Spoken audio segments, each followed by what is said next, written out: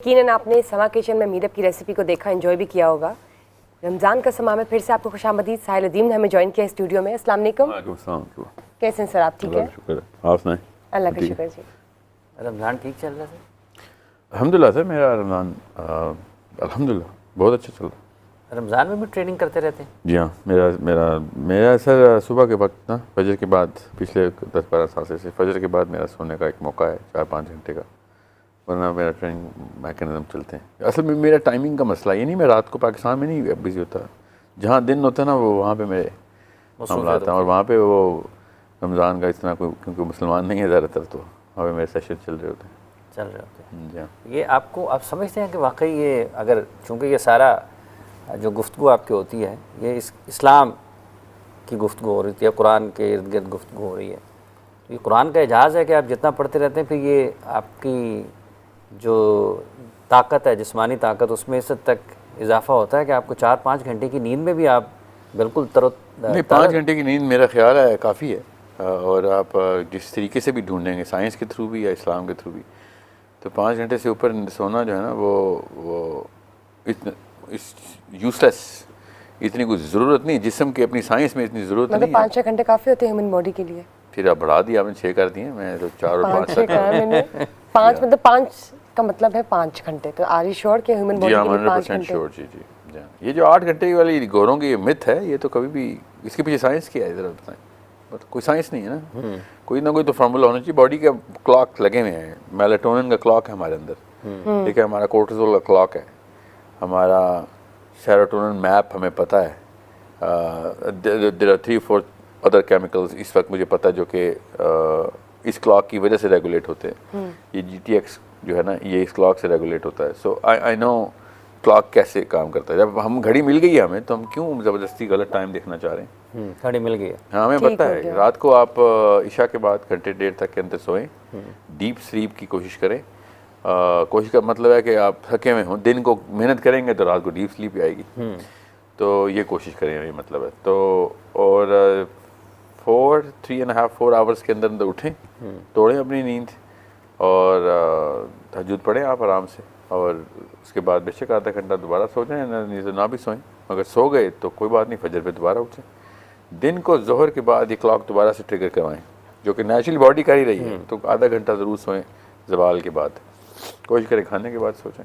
ये तो अभी आपने कहा कि जहाँ पर रात के वक्त बात हो रही होती है, तो वहाँ पर भी रेड हाइफर ज़ेरे बहस है? नहीं, मैं नहीं वहाँ पे वो प्रोफेशनल ट्रेनिंग्स हैं वहाँ पे। अच्छा। या वहाँ उन इलाकों में ज़ेर बहस है, मगर वो उस वजह से नहीं है ज़ेर बहस।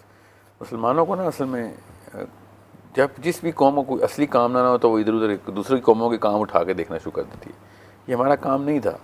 रेड हेफर्स तकरीबन 4000 साल से चाइनीज़ डायनेस्टीज़ ज़बह करती आ रही हैं, ठीक है। ये यहूदियों की वजह से या इंटरनेट की वजह से, यहूदियों की वजह से नहीं, ये इंटरनेट की वजह से मुसलमानों ने पकड़ा है, यहूदियों की वजह से नहीं पकड़ा। अगर यहूदियों की वजह से आपको बछड़े नज़र आ रहे हैं, तो वो तो कब से हमारे मुसलमान ज़बह कर रहे हैं, तब तो आपने नहीं कुछ किया।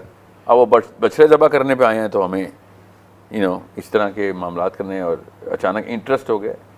और क्रिश्चियंस, तो जिन क्रिश्चियंस का मुझे पता है, और जो पढ़े लिखे क्रिश्चियन हैं, जिन्होंने बाइबल को पढ़ा हुआ है, वो कहते हैं हमारा आखिरी, इन्होंने जो ज़बह करना था वो मेरे ईसा को ज़बह किए इन्होंने, आखिरी कुर्बानी हो गई है बस।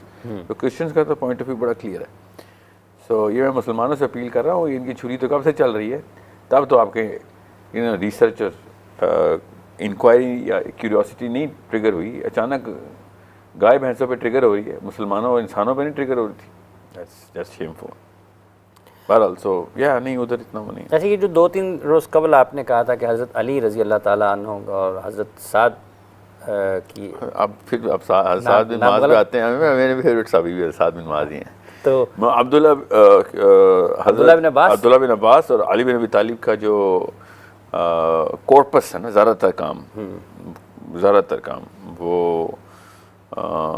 वो इसी मामले को सुलझाने में है कि दुनिया आपस में कनेक्ट कैसे हुई भी आसमानों के साथ। ओके, आप पढ़ेंगे उनकी हदीस का पता चलेगा, उनका एंगल एक और था। बहरहाल वो एक दूसरा एंगल है। इस वक्त आपने जो ओरिजिनल सवाल पहला किया था ना, रेड हेफर से पहले वाला, वो है असली, इसकी वजह से मैं इंट्रीग हो गया था।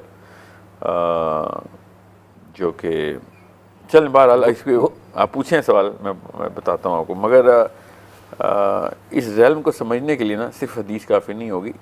बनी इसराइल की हिस्ट्री, नसारा के साथ जो वक्त गुजरा है बनी इसराइल का ईसा इब्न मरियम के बाद और फ़ौरन पहले, रोम में और ग्रीस में क्या चल रहा था, बनी इसराइल वहाँ पे कैसे प्लेस हुई है, जब तक आप ये हिस्ट्री नहीं पढ़ेंगे, मैं आपको फिर मशवरा दे रहा हूँ, आपने ग्रीस, रोम, जेरूसलम, कायरो, अलेक्जेंड्रिया, ज़्यादातर इजिप्ट जो ऊपर वाला है, और हिजाज़, ये 5-6 जगहों की तकरीबन 200-300 साल कबल मसीह से लेके तकरीबन 600-700 बाद मसीह तक रखें, और ये हिस्ट्री 5 शहरों की पढ़ लें। उसके बाद आप देखें कुरान पाक जब एड्रेस करता है ना, तब कुरान पाक खोलें और आपको पता चलेगा कि कुरान पाक किस मतलब वो आपको खुशबू आएगी उस पूरे के पूरे हिस्ट्री से, उस इलाके की, उन लोगों की, उनकी सारे के सारे हरकत नज़र आएंगी आपको। तब आपको कॉन्टेक्स्ट समझ आएगा कि अल्लाह ताला जब एड्रेस करते हैं कि इन्होंने ये कर दिया या ये मतलब कोई आयत का मतलब और उसका शान नज़ूल सिर्फ सीरा से नहीं, उस हिस्ट्री से भी पकड़ेंगे, क्योंकि नबी इस्लाम को तो पता था उस हिस्ट्री का, तो हमें तो नहीं पता उस हिस्ट्री का। तो हम ज़्यादा से ज़्यादा इस्लामिक हिस्ट्री में जाते हैं और वो भी शुरू करते हैं कुसै से या वेल नहीं अब्दुल मुत्तलिब से, उसके बाद हम आते हैं नबी इस्लाम तक डायरेक्टली। और ये 600-700 साल या 1200-1300 साल कवर करने बहुत ज़रूरी है। और वैसे 5-6 शहरों की बात कर रहा हूँ, इतनी बड़ी मेहनत की बात नहीं है कि आप एंशिएंट हिस्ट्री से आएँ और आदम अलैहिस्सलाम से पहले से चले, नहीं, इन 5 शहरों में बस ये 300-400 बिफोर क्राइस्ट से लेके नबी इस्लाम की हिजरत तक आपको पता चल जाएगा कि कुरान पाक किस टोन में और फ्लेवर में किन किन चीज़ों पे किन किन इन एरियाज़ को एड्रेस करता हुआ आगे बढ़ा, किन किन जावियों से। हाँ, वो फ्लेवर असल में बेस्ट लफ्ज़ है इसका। वो फ्लेवर जो है ना आयत का, वो तभी पता चलता है जब आप उस जगह पे पहुंच जाते हैं जब बनी इसराइल अपने एक्शन में थी, जब हज़रत उज़ैर, हज़रत मूसा और ये सारा टाइम चल रहा था, सेकंड टेंपल किस तरीके से बन रहा था और डिस्ट्रॉय हो रहा था और क्यों हो रहा था। हज़रत सुलेमान की प्रोफेसी, हज़रत सुलेमान के पहले टेंपल का जो नज़ारा है, जो उस टेंपल के मामलात हैं, वो जब तक आप पूरी तफसील में नहीं जाएंगे तब तक आपको कैसे, मतलब सुलेमान का जब किस्सा पूरी की पूरी कुरान पाक इस तरीके से पढ़ते हैं, वो हिस्ट्री जब तक आपके सामने नहीं होगी तब तक आप कैसे उसको एब्जॉर्ब कैसे कर रहे हैं सारा को, इतना कुछ है। मतलब बराह रास्त कि इस एक अहम मौजू के ऊपर आने की से आपको समझ नहीं आएगी, आपको उसका सारा सियाको सबाक समझना पड़ेगा, आपको पढ़ना पड़ेगा। बिल्कुल। और ये कोई देखें, ये इतना बड़ा वाक़या है, मैं आपको एक बता रहा हूँ, इस तरह के लाखों वाक़यात कुरान पाक ने एड्रेस कर दिए हैं।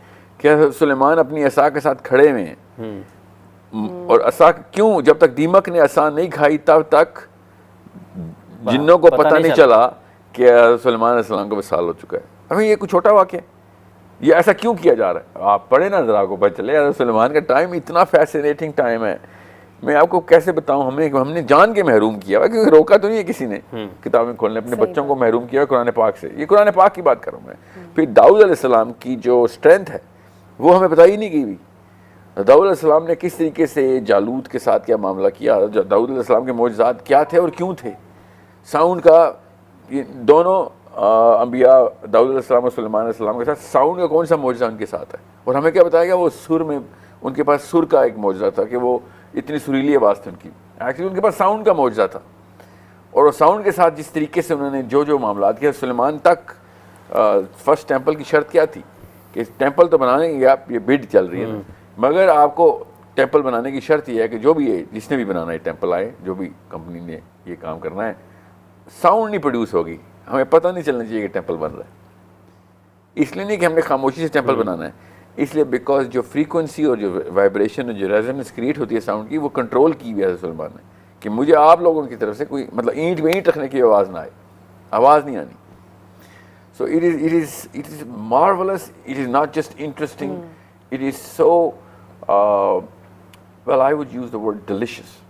ये इतना कोई मज़ेदार टॉपिक है ना ये सारा का सारा, क्योंकि मेरा कुरान फैसिनेट करता है। बिल्कुल जी, फैसिनेट नहीं करता खाली, ये कुछ ऐसी चीज़ों की तरफ डायरेक्ट करता है फ्यूचर की, कि जो होनी है और हमें पता ही नहीं चलना।